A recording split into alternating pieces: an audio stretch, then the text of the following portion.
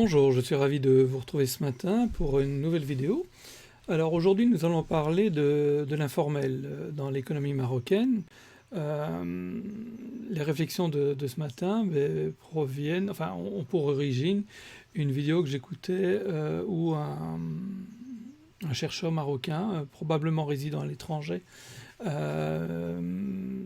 faisait une observation et disait que dans le cas de la pandémie, lorsqu'il y a eu le confinement, il y a eu plus de 5 millions de personnes qui ont demandé le soutien de l'AMO, le soutien financier de l'AMO, de façon à pouvoir survivre. Et donc il en a conclu que ces personnes-là étaient, en tout cas pour l'essentiel ou l'écrasante majorité, des gens qui vivent, disons, dans l'économie informelle, parce que ces personnes-là ne peuvent pas se permettre une seule journée sans travailler, sans quoi ils ne mangent pas, puisqu'ils ne font que gagner l'argent de la journée, et ils ont besoin de ça pour vivre. En partant du principe qu'une cellule familiale est en moyenne de 4 personnes selon lui, il en arrivait à 20 millions de citoyens marocains qui finalement ont survécu sur base de l'AMO. Et donc qu'environ 2 tiers de l'économie marocaine pouvait être finalement de l'informel. Alors je ne vais pas être là pour discuter de ces chiffres. Le fait est de toute façon qu'il y a probablement beaucoup trop d'informels dans le pays. Alors je ne suis pas occupé à critiquer ce système-là en particulier, ou le Maroc par rapport à cela, car comme nous allons le voir, il en va peut-être de notre responsabilité personnelle aussi. Je pense qu'on a créé une situation qui est une situation paradoxale.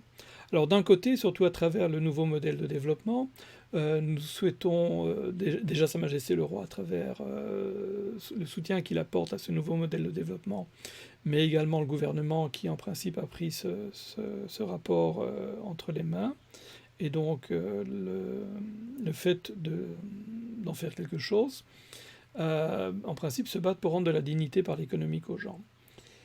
Ce qui veut donc dire qu'un certain nombre de projets probablement sont mis en place et financés pour pouvoir permettre de remettre dans les circuits réguliers toutes ces personnes qui vivent, disons, de l'économie parallèle, de l'économie informelle. Alors évidemment, cela peut paraître être une grande injustice sociale, puisque des personnes comme moi qui faisons partie de l'économie régulière, nous payons des impôts, et à travers ces impôts, et des prestations sociales d'ailleurs aussi, en tout cas nous payons, disons, les assurances sociales plus exactement, et à travers cela, elles sont redistribuées en partie à ces personnes qui vivent dans le monde de l'informel, soit à travers des prestations sociales, ou soit à travers des programmes qui sont financés pour tenter de les remettre dans les circuits réguliers ou de leur venir en aide. Alors donc, comme je disais, on peut trouver ça très injuste que de devoir nous payer pour finalement qu'eux en bénéficient. Maintenant, si la situation ne change pas, c'est peut-être aussi à cause de nous. Parce que peut-être que les personnes qui font partie de l'économie régulière, qui sont globalement plus nantis que les personnes vivant de l'économie parallèle. Je parle évidemment à la masse des gens, les gens tout en bas de la pyramide, ceux qu'on retrouve dans nos rues, soit à nous vendre des choses à la sauvette, ou soit à attendre qu'on vienne les chercher pour faire un petit boulot à la maison ou faire un ménage. Eh bien, comme nous ne voulons pas perdre nos privilèges, si je peux m'exprimer ainsi, nous ne sommes pas prêts à payer le prix qu'on devrait payer pour une femme de ménage, pour un corps de métier qui vient faire des réparations, ou nous faire des travaux à la maison. Donc ces personnes ne peuvent pas être prises dans des structures qui pourraient justement faire payer le juste prix et derrière payer les prestations, les assurances sociales, payer les impôts, etc. Parce que ça nous coûterait plus cher. Mais finalement, plutôt que d'être soulagés, nous, dans nos impôts, ce que nous ne payons pas, je veux dire, à travers une juste rémunération qui rendrait de la dignité par l'économique aux gens, finalement, nous allons payer dans nos impôts, et cet argent va être gaspillé, si je peux m'exprimer ainsi, dans des programmes pour tenter de remettre ces personnes en situation de dignité. Alors pourquoi dis-je gaspiller ? Pas parce que le gouvernement fait un mauvais usage de notre argent, en tout cas pas nécessairement, mais simplement parce que ça ne portera pas ses fruits, parce que nous, en tant que citoyens, ne faisons rien pour que les choses changent. Je veux dire, nous faisons de la résistance, nous souhaitons garder nos vieux systèmes où nous allons chercher nos femmes de ménage à la journée et où nous ne sommes pas nécessairement prêts de leur payer un salaire décent, idem pour les corps de métier, etc. Donc la question est là. Que choisissons-nous de faire maintenant? Alors, de deux choses une, soit nous choisissons tous de rentrer dans une économie informelle avec des gens qui sont plus riches, des gens qui sont plus pauvres. Il y a beaucoup moins de régulation sur ce marché, mais ça veut dire aussi qu'à partir de ce moment-là, plus personne ne paye d'impôts. Alors c'est une caricature, mais ça veut dire que tout s'achète également. Les prestations sociales s'achètent, les prestations au niveau des administrations se payent, enfin tout se paye au prix fort, j'entends, parce que oui, il y a déjà des choses qu'on paye aujourd'hui, mais se paye au prix fort. Ou alors, nous continuons à être une société qui vivons d'une certaine forme de solidarité, et puis nous choisissons, nous acceptons de payer un juste prix par rapport à cela. Alors, il n'y a pas que ça à faire.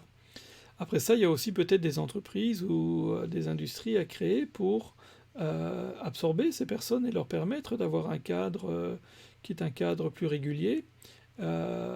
Toutes ces personnes ne sont pas aptes nécessairement à elles-mêmes pouvoir gérer la CNSS, les impôts, etc. Et donc le fait de les mettre dans une structure qui va louer leurs services permettrait justement de leur donner un salaire qui est un salaire décent et à ces structures de facturer le client final et puis derrière de payer ce qu'il y a à payer. Donc il n'y a pas que le gouvernement qui a quelque chose à faire, il y a nous en tant que citoyens à faire deux choses. À titre individuel, accepter peut-être de payer un juste prix par rapport aux prestations qui sont fournies. Et évidemment, les personnes qui sont dans l'informel doivent elles-mêmes accepter de rentrer dans un circuit formel, parce que si elle dit non, si la personne que l'on engage, pardon, elle-même préfère rester dans l'informel, ça devient compliqué, bien sûr, donc tout le monde doit vouloir faire cet effort et avoir le désir de le faire. Et puis d'autre part, créer des structures qui permettraient de pouvoir, quelque part, gérer administrativement toutes ces personnes et puis facturer les prestations de ces personnes-là, tout en permettant à l'entreprise de faire un petit bénéfice qui lui permettra évidemment de pouvoir continuer à grandir, investir et peut-être élargir ses activités, faisant en sorte ainsi de créer de l'emploi nouveau et de continuer à absorber d'autres personnes. Donc voilà ce que je voulais partager comme réflexion avec vous aujourd'hui. À vous maintenant en tant que citoyen de voir ce que vous en pensez. Mettez vos réflexions dans les commentaires. Ce sera avec plaisir que je les lirai. Je ne prétends pas avoir raison sur tout, loin s'en faut. Je veux dire, c'est une réflexion que j'ai menée par rapport à ce que j'ai pu entendre.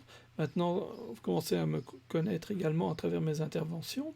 La question que je me pose toujours en premier lieu, c'est qu'est-ce que moi à mon niveau je peux faire ou qu'est-ce que moi à mon niveau je n'ai pas fait en tant que citoyen, ou qu'est-ce que nous, en tant que citoyens, nous n'avons pas fait, de façon à corriger le tir également. Après ça, on peut toujours discuter de savoir est-ce que nous sommes en phase ou pas en phase avec ce que le gouvernement a pu choisir comme action, mais ça c'est un autre débat sur lequel je ne rentre pas parce que voilà, au moins lui il a fait sa part de travail. C'est à nous, à ce moment-là, à mieux choisir, si je peux m'exprimer ainsi, nos élus, si nous aurions préféré d'autres options. Donc ça, c'est toute la mobilisation que l'on devrait avoir au moment des élections et les questions que nous devrions poser à nos candidats élus quant à leur programme, quant à ce qu'ils se proposent de faire, je veux dire. C'est à nous de les interroger aussi à un moment donné avant de les mettre en place. Donc voilà une courte vidéo sur laquelle je voulais vous partager cela. J'attends vos commentaires. Et puis à partir de là, nous construirons. Et peut-être que grâce à vos commentaires, ça me permettra de faire évoluer mes réflexions. Alors évidemment, venir me dire que si et là, il y a des personnes qui ne veulent pas rentrer dans ce système, que les pauvres, ça fonctionne de telle manière ou telle manière, bon oui, ce sont des messages que j'ai déjà souvent entendus. Peut-être est-ce vrai, peut-être ne l'est-ce pas, je n'en sais rien. Je veux dire, après ça, au cas par cas, oui, on peut parfois voir certaines personnes qui ne souhaitent pas rentrer dans ce système parce qu'il y a une résistance au changement. Mais en même temps, la question plus fondamentale, c'est est-ce qu'on a créé les conditions qui leur permettraient de pouvoir rentrer dans le système Au niveau du gouvernement, probablement qu'il y a des choses qui sont faites et qu'il y a des incitations qui sont mises en place, ou des incitateurs qui sont mis en place pour pouvoir faire en sorte que les choses se fassent. Après ça, à nous d'être au rendez-vous ou pas de cela, mais ce n'est qu'à cette condition-là que les choses commenceront à changer, me semble-t-il. Donc voilà. Après ça, donc, comme je vous disais, j'aurai beaucoup de plaisir à lire vos commentaires et probablement j'en apprendrai beaucoup. Portez-vous bien, beaucoup de bonheur à vous et puis à très très bientôt.